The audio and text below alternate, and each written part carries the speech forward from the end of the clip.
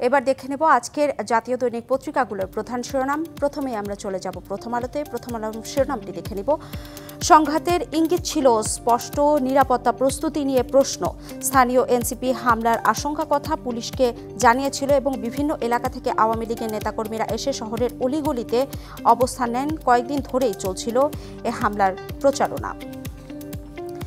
এরপরে চলে যাব আমরা সমকালে। আগের সব সংস্কার নিবন্ধন বাতিল, কমল পর্যবেক্ষকের বয়সও। উপদেষ্টা পরিষদের অনুমোদন পেল ভোটার তালিকা আইন সংশোধন। ভোটার হওয়ার সুযোগ পাচ্ছে 60 লাখ তরুণ এবং পর্যবেক্ষকদের শিক্ষাগত যোগ্যতা ন্যূনতম এইচএসসি। এরপরে আমরা দেখে নেব যুগান্তরের প্রধান শিরোনামটি। দিল্লি থেকে একাধিক অডিও বার্তা, হাসিনার নির্দেশেই হয় হামলা এবং বিদেশে বসে আন্দোলন সমন্বয় করেন আওয়ামী লীগের প্রেসিডিয়াম সদস্য শেখ ফজলুল করিম সেলিম, আব্দুর রহমান সহ বেশ কয়েকজন সিনিয়র নেতা। গোপালগঞ্জ দলের নেতাকর্মীদের সংগঠিত করা হয়েছিল এবং উদ্দেশ্য ছিল এনসিপির শীর্ষ নেতাদের হত্যা করা। এরপরে আমরা দেখে নেব কালবেলার শিরোনামটি। ঐকমত্য কমিশনের ঐক্য কতদূর?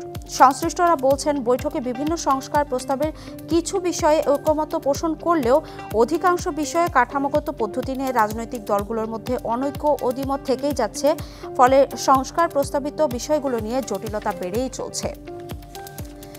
এরপর আমরা দেখে নেব বাংলাদেশ প্রতিদিন। উপদেষ্টা পরিষদে 3 অধ্যাদেশ অনুমোদন, তফসিলের 1 মাস আগেও ভোটার হওয়া যাবে। এতে আগামী নির্বাচনে বিপুল সংখ্যক তরুণ ভোটাধিকার প্রয়োগ করতে পারবেন বলে আশা করা হচ্ছে। এরপরে আমরা দেখে নেব Ittefaq.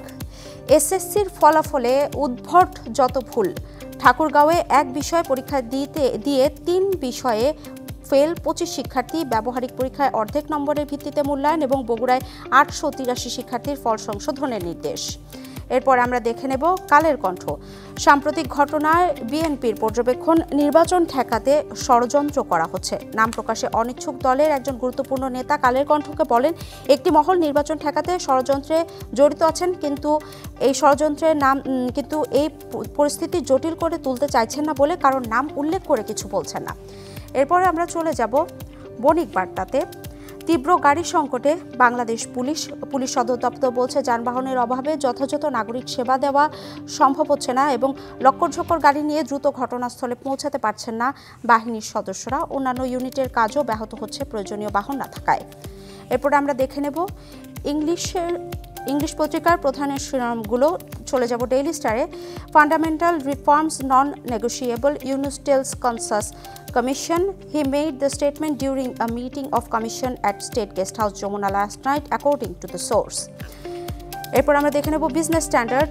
NBR withdraws advance tax on imports of cotton, man-made fibers.